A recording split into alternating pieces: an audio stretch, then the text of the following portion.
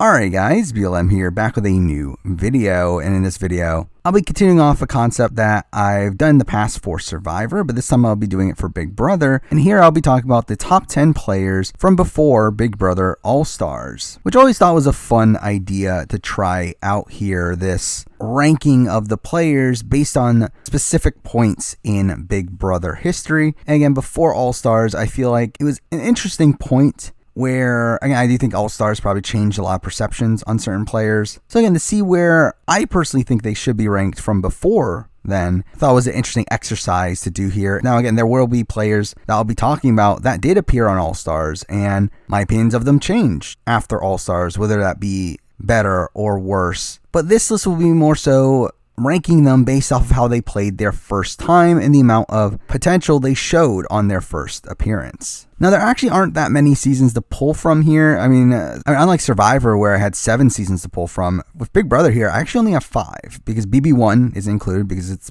BB1. And with All-Stars being season 7, that means only seasons 2 through 6 are available here, which is a pretty narrow field. But I still actually had a decent amount of honorable mentions here that we'll just run through real quick. So let's go through them in chronological order. So from BB2, I did consider Krista, who I thought was a good social player on that season, someone that did play pretty hard, all things considered, but didn't quite make the cut. I also considered Hardy, who was essentially the first comp beast, with him winning 3 back-to-back HOHs, and him having a decent amount of control over the course of the game. However, I feel like he wasn't setting himself up well enough to really end up on the list itself here. From BB3, I did consider Roddy, who is a similar sort of player. I mean, not as good at competitions, but another one that I think is decently savvy at the game. Probably one of the better players of that season, but someone that wasn't really setting himself up well enough to really end up winning that game, considering a lot of his allies end up getting taken out along the way, and by the time he ends up going home there, he is really left with very little wiggle room. I also considered Marcellus, who I think played okay, despite the fact that he makes one of the dumbest moves in the history of the show. I mean, because if he uses that veto, he's in a pretty good spot to win out from that point. So I did consider him, but again, not really that close to making the list. The only consideration from BB4 that didn't make the list itself was G, who I think is an underrated player in the grand scheme of things. I mean, definitely a bit naive, probably a bit cocky at points, where I think he assumes that people aren't as smart as he is, and didn't really get his way at points. So definitely a flawed player that didn't make the cut. Moving on to BB5, I did consider Marvin, who I question as a player due to I don't know how good his jury chances were. However, I mean, he is the person to bring up the backdoor plan to Nokomis, and I think deserves some credit for that. But his lack of true alliances throughout the game definitely leaves him outside of true consideration. I also considered Karen, who I think is another one of these underrated players from old school Big Brother. Very solid strategic player and social player, but again, didn't quite make the cut. And I also considered Nokomis, who I've always found to be overrated as a player. But I mean, she executed the 6-finger plan. That's something, I guess. She was good at mental comps, but I mean, outside of that, didn't find her to be that great. And didn't quite make the cut. And then from BB6, have a few considerations. We have James Ryan, the Veto King, who, again, was in consideration, but I just feel like his game is so flawed, especially with the pre-BB6 game where the veto is so gameable, where, again, we see it happen in BB7 where they essentially wait for the last opportunity before he's guaranteed to play in veto to take him out. And I feel like that's always his game pretty much every single time he plays at this point in Big Brother, at least. So didn't put him on. Also considered April, who I think is probably the best player of the Nerd Herd outside of someone that did make the list. So April was in consideration. I think a solid enough social player, but didn't quite make it on. Also considered Janelle because it's Janelle, but again, I don't think she played that great in BB6 and didn't really have a winning scenario there. And then also considered Yvette, the runner-up of BB6, because I do think Yvette has some decent strategic ideas at points. Again, I did like her creating some secret alliances, but she was also just too loyal to Maggie and also had some really terrible jury management, so didn't make the cut. But there we go. I mean, those are the honorable mentions. Let's get on to the list itself, where I will say I was surprised at the quality of this top 10. I definitely expected it to be not as good as it is, considering it's only ranging from 5 different seasons. But again, I think this is a good group of players here. So at number 10, at the bottom here, we do have Alison from BB4. And I think Alison's a great player. I think Alison is one of the first players to effectively float as an individual, along with another person from her season that we will be talking about. She was also good at competitions, particularly in the end stretch of the season. She obviously weaponized like her flirting and that sort of stuff. And like all of this is pretty strong. She does have holes in her game. I mean, obviously her jury management was not the greatest, particularly her managing her perception with the jury, where certain jury members looked at her as naive, while other jury members looked at her as really deceivious, and it's really like none of these things are good. She was also a big target early on in the game where Dana goes after her, and while she's able to recover from that through manipulating Nathan, which is a pretty strong move, the fact that she was being targeted so early is also a knock against her. So again, definitely a flawed game of Big Brother here, but definitely one that I would have looked at pretty highly back during the time of Big Brother All-Stars, so she's here at number 10. Now at number 9, a person who I kind of look at as around the same level as Alison, though one that actually could have won, and that person is Diane from BB5.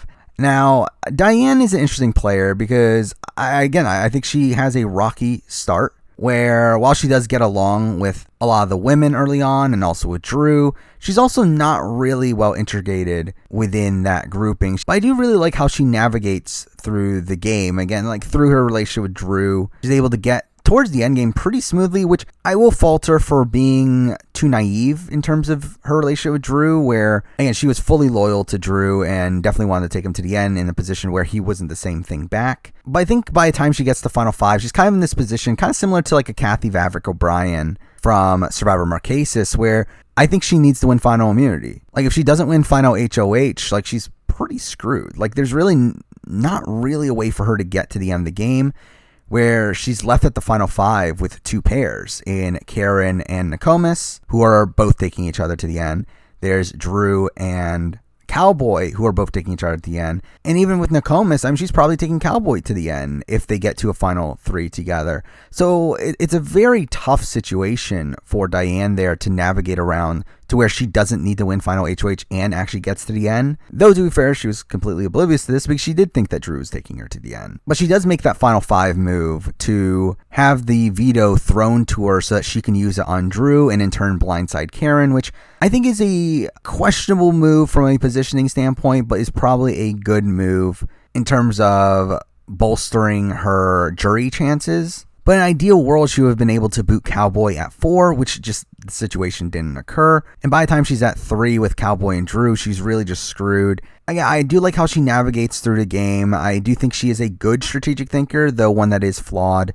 But the reason she's above Alison is because, again, she could have won the game. I think against Drew, it's very close. But I do think she pulls it out, where essentially I believe Marvin becomes the swing. And against Cowboy, she definitely wins. So again, she definitely had winning scenarios there, which is what keeps her above Alison here at number 9. Now at number 8, we're moving on to the first winner on the list. Spoiler, all 5 winners from this era of the show did make it on here. But here is the lowest ranked one for me personally, and that person is Lisa. Now, I did struggle with this because I definitely considered putting Lisa much higher on the list, really. I think there was a point where she was like number 5 or 6. However, I did decide to cut her back down due to how little agency she really had over the course of her season. If we're looking at her BB3 game, she is the first HOH and does get her target out there, but then immediately afterwards, I mean, she's already losing Tanya, who's a pretty close ally of hers, loses Eric not soon afterwards in a position where her own alliance is trying to get her out. She doesn't vote Eric back in, which I think is a questionable move. I mean, it's one that she gets a lot of credit for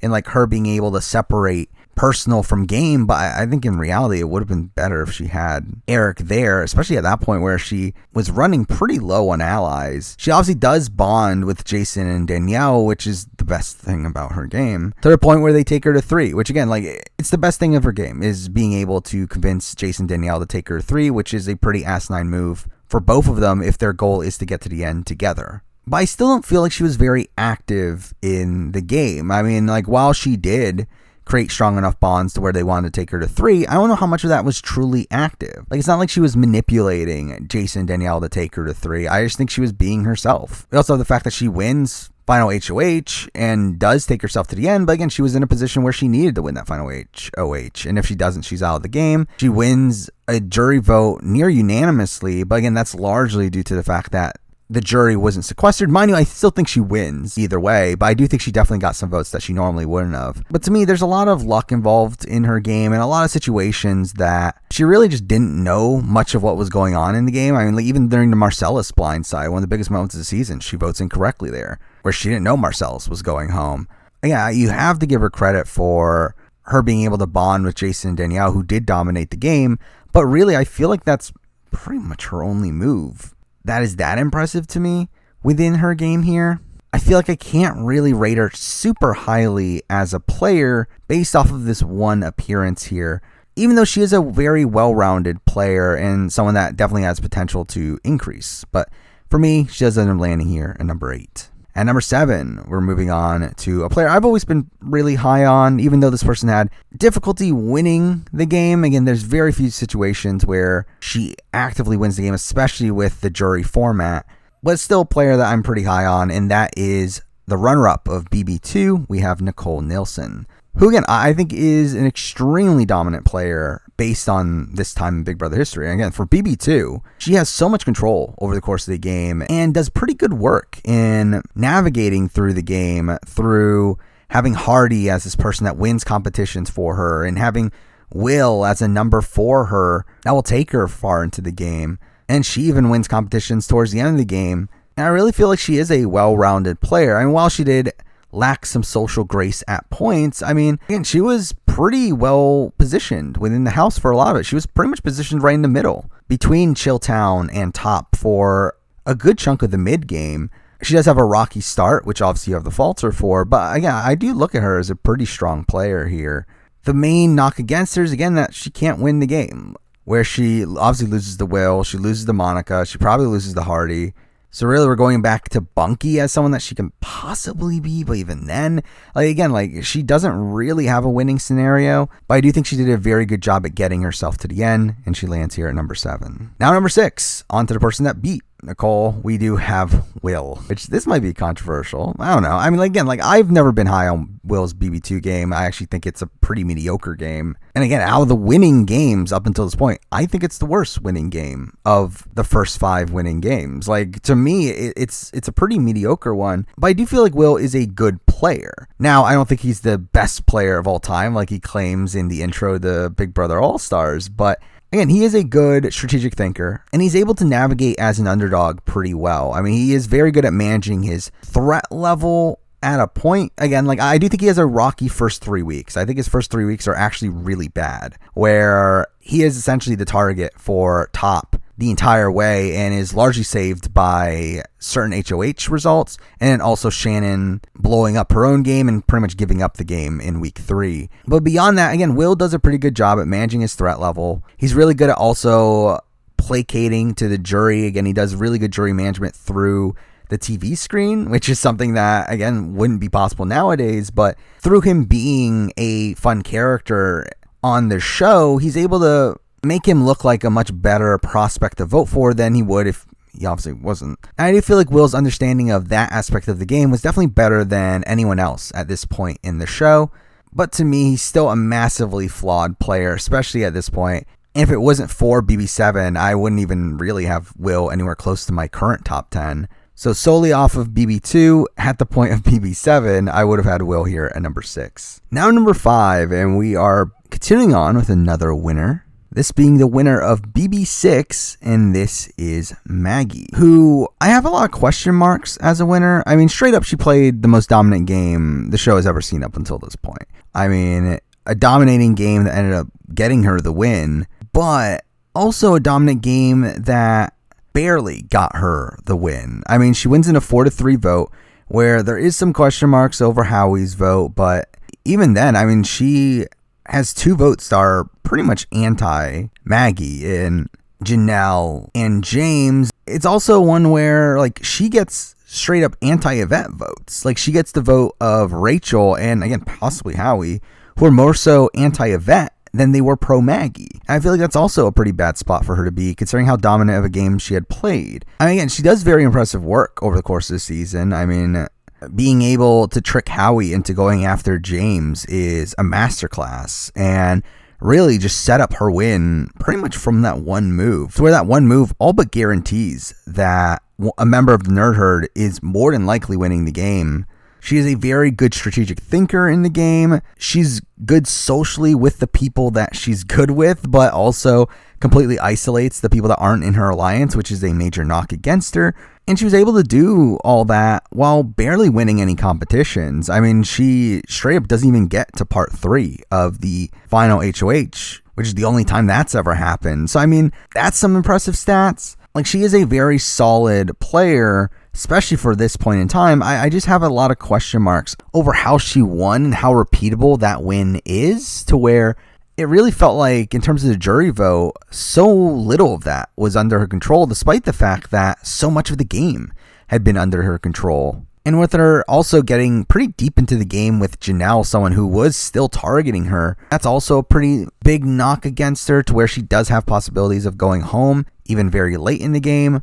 But still, I do think she is a pretty great player, but just one with enough question marks to where I do have her here at number 5. Now, number 4, we're moving on to a player who is pretty universally looked at as one of the best players of all time. I do believe on a current player ranking, I have her above the next 3 people we're going to be talking about. But without the context of All-Stars, at number 4, I do have to put Danielle Reyes. Now, again, Danielle Reyes is obviously a fantastic player. Again, extremely dominant player of BB3, dominated the game along with Jason, was able to position herself better than Jason in the end game, despite the fact that she doesn't win a jury vote, which is definitely the biggest flaw of her game. I mean, the fact that she doesn't win really in any realistic scenario. I mean, like, any of the final 3 she loses against, she possibly could win against Amy, but again, like, she wasn't planning on doing that and actively played the game out in a way that took out Amy at 4. Along the way, she didn't really handle certain jury members particularly well, particularly like Marcellus and Roddy, who exit the game pretty upset at her. A lot of people like to say that she would have won the game had they not allowed the jury members to go back into the public. I don't think that's necessarily the case, though I do think it's definitely closer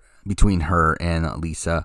But I don't think she wins. And even then, she played the game with the knowledge that that was going to be the case, that they were going to watch her from home. So I do think that is also a fault in her strategy as well. But again, she played an extremely dominant game and a very impressive game, and one that was just bolstered by the fact that she does return for All-Stars later down the road. But again, without that context of her being a somewhat repeatable, impressive player, even though her All-Stars game isn't necessarily the best in the world, I do think that bit of consistency gives me a bit more confidence in her as an overall player. While at this point before All-Stars, I do think that's a bit of a question mark. But again, she does play the game extremely dominantly. Probably one of the better strategic thinkers up to this point in Big Brother history. Was typically pretty good socially. Again, definitely had her faults, but definitely was solid. And played a really innovative game for the time with her secret alliance with Jason that definitely deserves a lot of credit. So again, a game of a lot of pros and some cons, but at the end of the day, she does land at number 4 here for me. Now, number 3, we have the best non-winner on this list in my eyes, and someone that was very close to Danielle.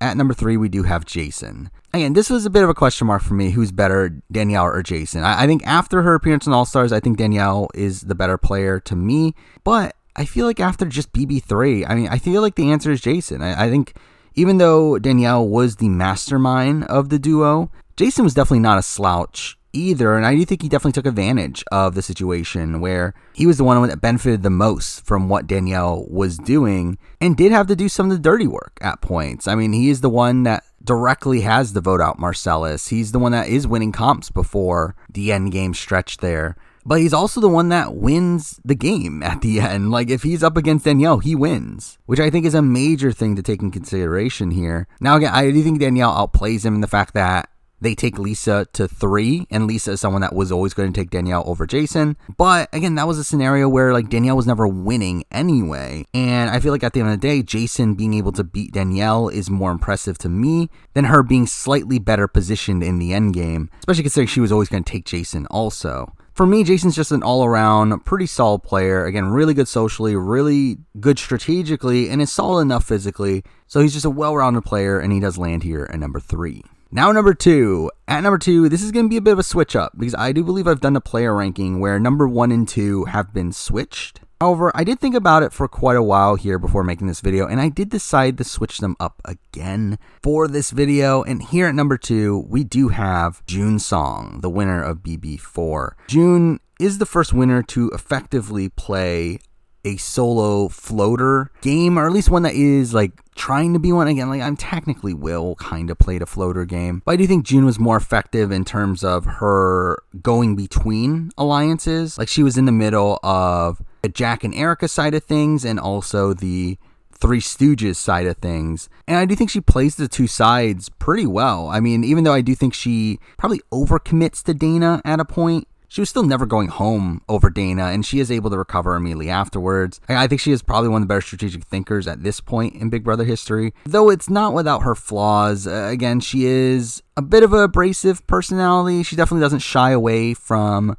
arguments. It can definitely come off as pretty demeaning at points. She also wasn't the greatest in competitions, though she does end up outplaying Alison, and really that's all that really matters at the end of the day here to give her the win, where she doesn't necessarily outplay Alison in taking her to the end, because again, that was in Alison's best interest, but she's able to get Alison to essentially do her dirty work along the way, allowing Jun to really manage her perception pretty well by the time the jury, to where first up they're upset at Alison for being the one to make all the moves, but also they credit Jun for being the mastermind behind the scenes, which I do think that portion of her game is pretty impressive. That being said though, I still think it is a flawed game where her beating Alison was pretty much her only like guaranteed winning scenario. Like she definitely has a chance against Robert, but it's definitely not a guarantee.